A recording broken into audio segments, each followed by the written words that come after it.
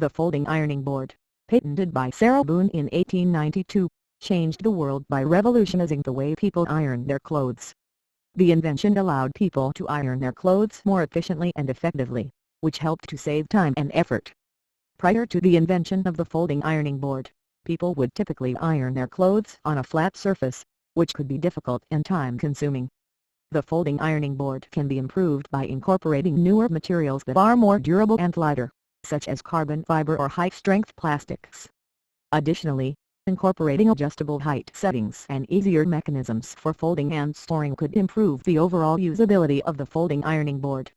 There is also potential to incorporate new technologies, such as steam-based systems, to improve the efficiency of the ironing process.